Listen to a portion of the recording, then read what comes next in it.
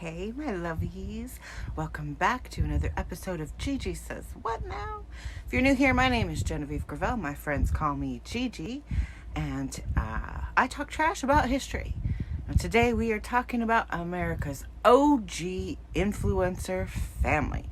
Now, when I say influencer family, there may be one family that comes to mind, but no, I'm not talking about the Kardashians. I'm talking about a family that is so influential that even 60 years later, they were influencing the Kardashians. Remember this dress? That dress was worn by Marilyn Monroe to sing happy birthday to none other than John F. Kennedy. That's right, we're talking about the Kennedys. Now, when I say the Kennedys, any number of people may come to mind, any number of controversies, and an infinite amount of conspiracy theories. Now, I'm not a conspiracy theorist myself, but if you have some, please do share because I'd love to hear about it. Please keep in mind that when I go through the series of events, I'm not saying that one directly had influence over the other. I'm just saying this happened and also this happened. So let's get into it. And please, please, please hit that like and subscribe for me. I'll be your bestest friend. So Joseph P. Kennedy Sr. was born September 6th, 1888. That's a fun number, 1888. Anyway, he was born November 6, 1888 into a political family. No surprise there. He did see an opportunity during Prohibition to make a little bit of money by bootlegging. Now, Prohibition is a period of time where alcohol was illegal in the United States, and bootlegging would be the illegal manufacturing and distribution of alcohol. So he was sort of a criminal. Of course, Prohibition was eradicated and alcohol became legal. He did go on to become an ambassador to the United States, but of course he had his eyes set on the big prize, the White House. Unfortunately, unfortunately for him, I guess, he never did make it to the White House.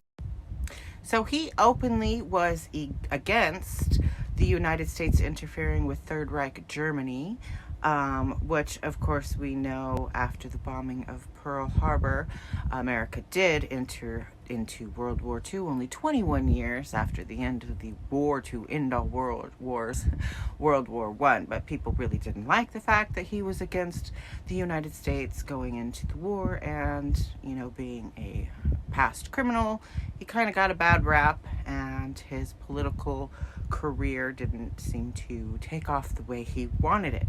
But he did not give up. October 7th, 1914, he married a socialite named Rose Elizabeth Fitzgerald. Now, a socialite is very similar to what we would nowadays call an influencer. Now, whether they were rich for being famous or famous for being rich, they acquired a certain amount of notoriety from being social. This was during a time, of course, before social media, when everything was in print. So these people would be written about and photographed, and it would be circulated. And as it circulated, the things they wore, the way they wore their hair, their makeup, where they ate, what movies they like, and anything else could have the potential to start trends. On July 25th, 1915, the couple welcomed into the world their first baby boy, Joseph Jr. And Daddy, wanting to see his son become the most powerful person in the world, of course, back then that would have been the President of the United States, pushed his political agenda and aspirations onto his children, and Joseph was no exception. Joseph entered the Navy and went to war, where he would return home in a box. Now, this didn't stop the family from continuing with Daddy's political expectations. They now fell on the second-born son, John F. Kennedy Jr., or as they like to call him, Jack. Now, little Jackie boy also joined the Navy along with his brother to serve in World War II. He came home with a Purple Heart, along with a little bit of injuries. He did go on to serve in U.S. politics and did become the 35th President of the United States, and the youngest man ever to sit in the White House in the Oval Office. I don't know what I'm trying to say. He was the youngest and also the first Catholic to be inaugurated as president. Okay, so he was married to a woman named Jacqueline Kennedy, otherwise known as Jackie O. Now, they held an incredible amount of influence. If they walked out of the house, they were photographed. They were written about. Whether you loved or hate him, if he was making a public appearance or an appearance on television during the time when televisions were just becoming popular and appearing in every home in America was tuning in. Now, like Barack Obama appeared once in a tan suit and everybody chastised him for it, had John F. Kennedy worn a tan suit, hundreds of thousands of them would have been sold the following week. They had influence over everything from fashion and makeup to if Jackie wore a particular hat, every store from high end to five and dimes would have a dupe within weeks, and they would sell out. She also had an incredible amount of influence in home decor, everything from patterns to color schemes to flatware and dishware. Jackie O, if she liked it, it sold. Now, there are certain influencers today who say, oh, I love this mascara, and it will run and sell out. And then there are influencers like Jack and Jackie, who if they said they liked something, stores would make it and sell out. On November 22nd, 1963, John F. Kennedy would be assassinated during a kind of a parade. Now, there are an incredible amount of conspiracy theories surrounding this. I personally believed that Lee Harvey Oswald acted on his own, that he had fallen in love with Russia, wanted to defect to Russia. They wouldn't take him. So when he saw that the president was going to be driving right in front of his workplace, that was his opportunity to prove to Mother Russia that he was worthy of her, and as an extremist took matters into his own hands. A lot of people don't believe that you're going to talk about the grassy knoll and the bending bullet and the CIA and the mob and all of these other conspiracy theories that float around out there. I just don't buy into them, but if you do, good for you. As Lee Harvey Oswald was executed before he could ever speak, we're probably never going to know the real truth behind the assassination of John F. Kennedy. Now, I was born on November 22nd, many years later, and every year on my birthday, for probably the first 10 years, if I turned on the TV, I would see a clip of Jackie O flying behind the car, grabbing John F. Kennedy's skull and trying to hold it in place. Perhaps this is where my fascination with the Kennedys come from.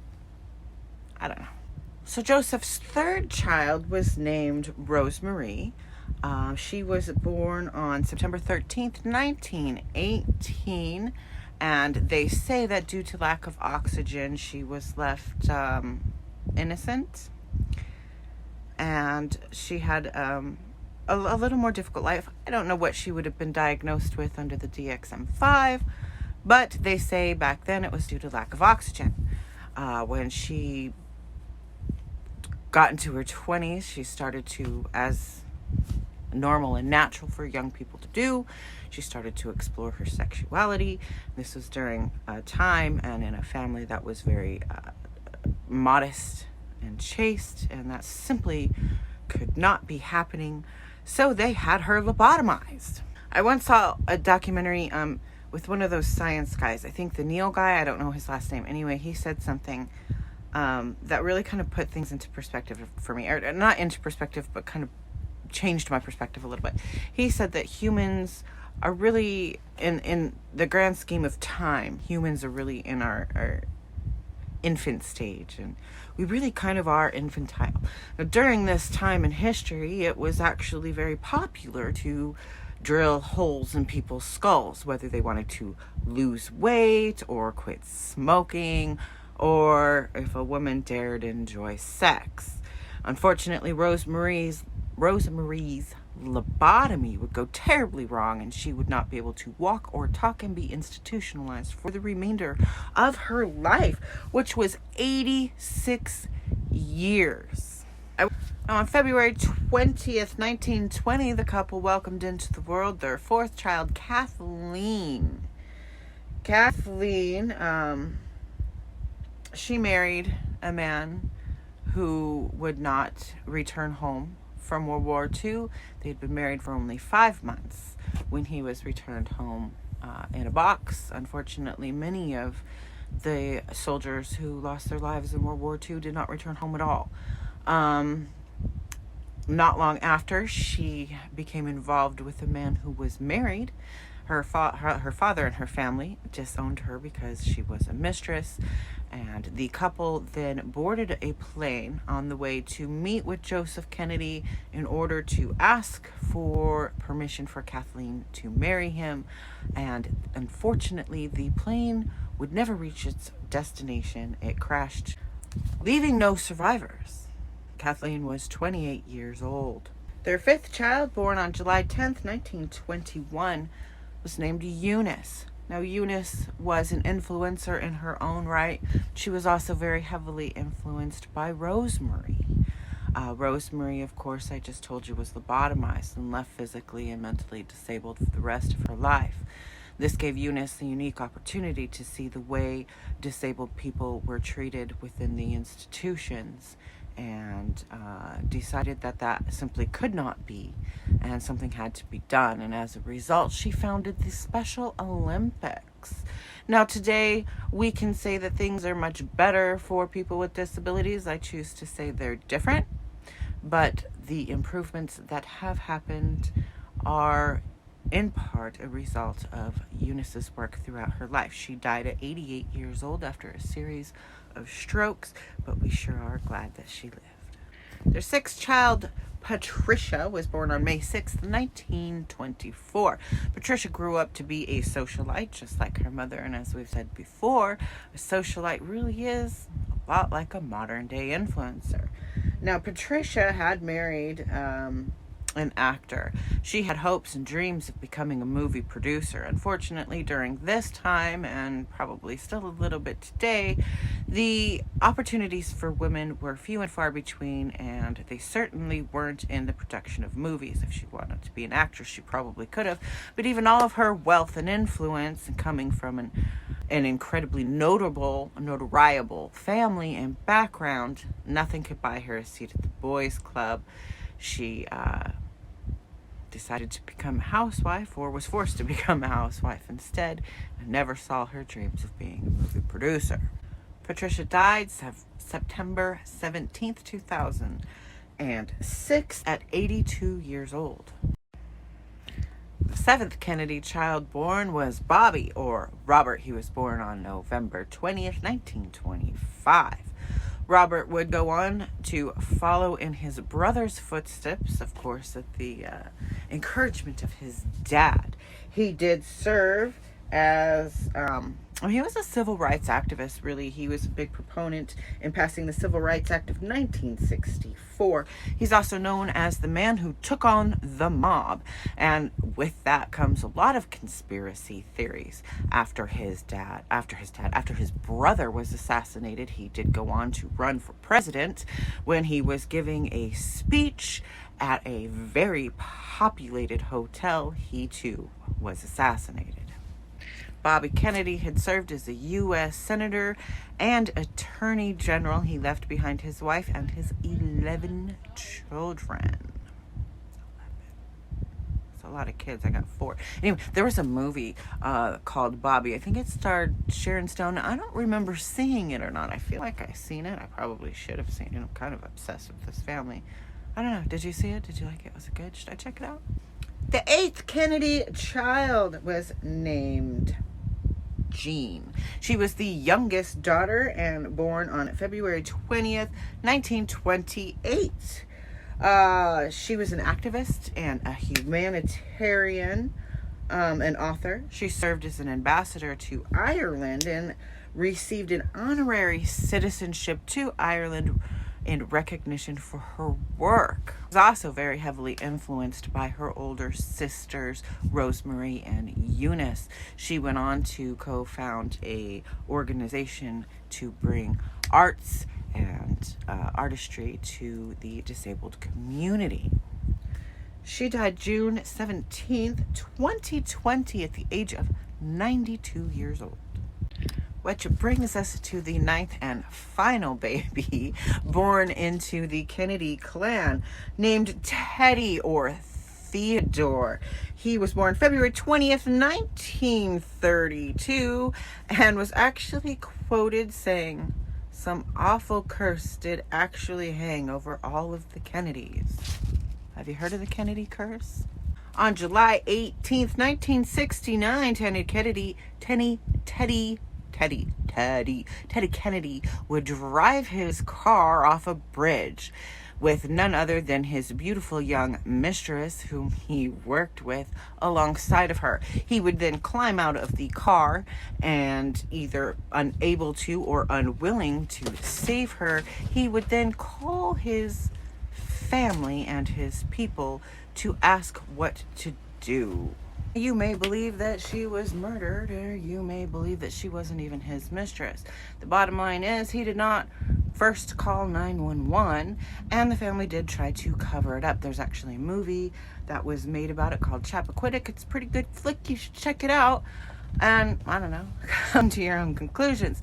Teddy Kennedy did go on to run for president in 1980, where he was at an interview and he was asked a simple question of why. Not why did he not call 911 first, not why did he not try to save her, not why did he crash his car. He was asked, why do you want to be president? To which he choked and had no answer. Shortly after, he withdrew his name from the bid. So when I hear people of a certain amount of wealth, power, and influence say ridiculous shit like, I could stand in the middle of Times Square with a pew-pew, you know what I'm talking about. Things like Chappaquiddick kind of lend credence to that, and it's not the most ridiculous thing I've ever heard, because they probably could. He did go on to spend 47 years as a senator to Massachusetts until his death in 2009. Which brings us to Little John John. Now, if you like 90s sitcoms like I do, you may remember Fran Drescher and The Nanny referring to having a crush on John John in more than one episode. John F. Kennedy Jr. was who she was talking about. He was born on November 25th, 1960. He was only 3 years old when his father was executed. Now remember, his father and mother were both in the White House. They were very busy with 2 young children running a country and being world influencers. John F. Kennedy had suffered injuries in the war, which left him in terrible back pain, and Jackie O simply couldn't keep up with the high demands of her very busy and stressful schedule. So both of them were given injections of different kind of drugs while in the White House by a physician, and so they managed to do all of this a little high, if you know what I'm saying. And the videos of little baby John John following his father's casket in the procession broke America's heart. He would also grow up to break many of America's heart as the world's most eligible bachelor, named by pretty much every woman and gay man alive. He had inherited his father's wealth and, most importantly, his father's charm and charisma. He was an attorney and a journalist and opened his own magazine, or started his own magazine. He was an it couple with several women, including Daryl Hannah, was an 80s A-list star in Hollywood during the 80s and 90s. She starred in movies such as Splash along Tom Hanks in his comedic era. If you have not seen that movie, another one I highly suggest. It was the second movie I ever saw in the movie theater, and I cried when it was over. Spoiler alert, it has a happy ending. That's not why I was crying. I was crying simply because it was over. And quite frankly, when I'm done with this video, I may go watch it again. The movie's called Splash and I love it, but that's not why I love Daryl Hannah. Daryl Hannah later in life came out and said, I am autistic. She had been diagnosed with autism when she was 5.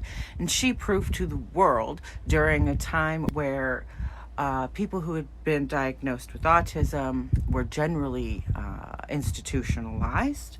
So a very Freudian belief around autism and its cause, basically, blaming the mom, saying the moms don't form a connection or a bond, and that's what caused autism. Of course, now we know this is asinine bullshit. And in addition to that, people on the spectrum, those assigned male at birth are 4 times more likely to receive an autistic a diagnosis of autism than those assigned female at birth.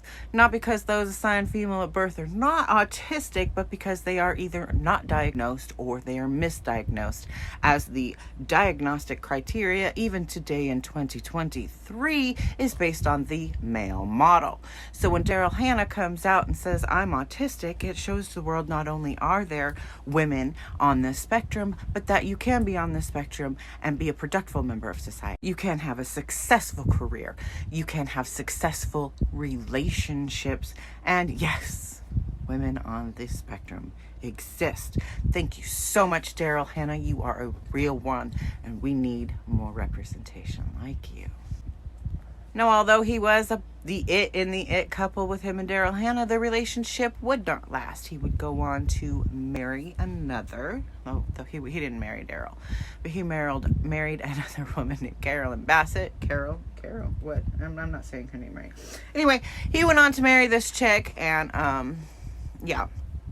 Okay, so they left on a flight one night, and he was flying his little plane, and that flight disappeared off of radar. It would be on, I wrote it down, on July 16th, 1999. He left. He was flying outside of that place everybody goes to visit, all the rich people, Martha's Vineyard. It would be the 26th before the bodies were found, the bodies of John F. Kennedy, his wife, and his wife's sister.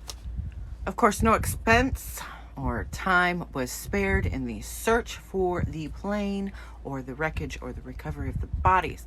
Much like what we've gone through recently, we've learned that while there is no money for things like universal health care or providing shelter for those that live outside, when people of a certain amount of influence and notoriety go missing, there's plenty of money to go around. So from 1947 until 2011, there was consistently a Kennedy serving in one form of government or another, all under the Democratic Party. If John F. Kennedy hadn't been assassinated, he would be 105 years old today. His father died at around 105 years old. His mother also lived well into her 90s. I guess that's all I have. Thank you so much for watching. Please hit that like and subscribe button. Next Friday is First Friday, so definitely check out my Fantasy Fiction First Fridays, where I read to you chapters of my fantasy fiction stories, the original stories written by me, Genevieve Gravel. Remember, you are valid, you are worthy, and you are loved. Bye!